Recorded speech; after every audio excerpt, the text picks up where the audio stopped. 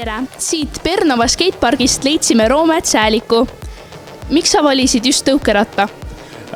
Tegelikult mulle meeldib iga ekstreemne spordiala ja tõukeratas lihtsalt tuli mulle nii hästi välja, et ma jäin selle peale.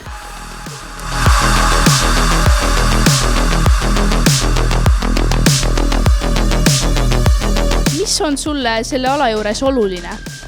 Ma arvan, nagu igale teisele ekstreemspordi ala juures on väga oluline adrenaliin ja nagu üleüldiselt trikkide tegemine, et iga päev sa seisad erinevate väljakutsetega ja proovid neid ära teha.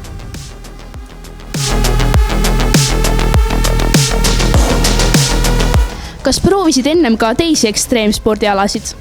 Jaa, tegelikult ma olen oma terve elu proovinud erinevaid alasid ja alustasin lumelauaga väiksena, siis läksin BMX-i peale, aga kuna ma olin ikkagi nii väike tollel hetkel, 8-aastane, siis BMX oli mulle natuke liiga suur ja siis ma leidsingi tõukeratta.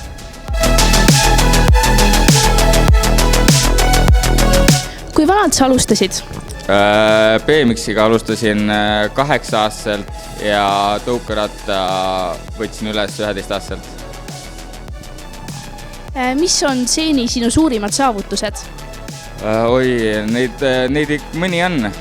Ma ütleks niimoodi, pean hoopis kohe, et maailmameistrivõistlustel 3. koht, siis paar korda veel sinna top 5 tulnud Nitro World Games, 2. koht, ASA võistlus World Championships, 1. koht. Need võistlusi on, milles olen top 3 tulnud.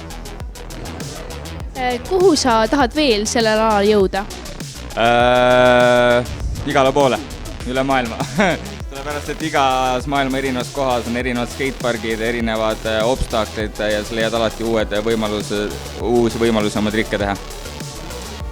Mida sa soovitaksid neile, kes alles mõne sellise ekstreemspordialaga alles alustavad?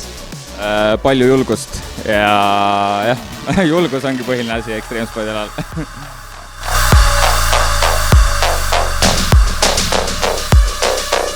Millise ekstreemspordiala võiksid noored alustamiseks valida?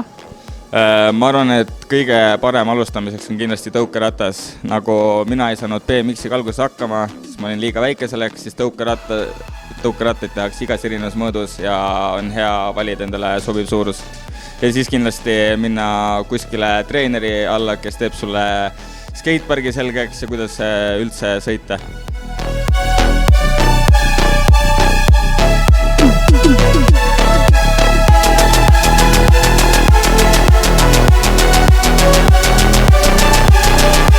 Millist varustust sa soovitad? Kõigepealt kindlasti millega sõita, tõukeratas, BMX, rula ja kõige tähtsam kaitsevarustus on kindlasti kiiver, mis skatepargis peab alati peas olema, sest sa ei tea, kas sina teed vea või keegi teine teeb vea ja vigastused on kerge tulema. Ja siis tulevad edasi veel põlvekaitsmed, hüppeliigese kaitsmed, küüranuki kaitsmed, mida iganes keegi arvab, et on hea kasutada. Aga aitäh ja edu võistlustel! Tänan!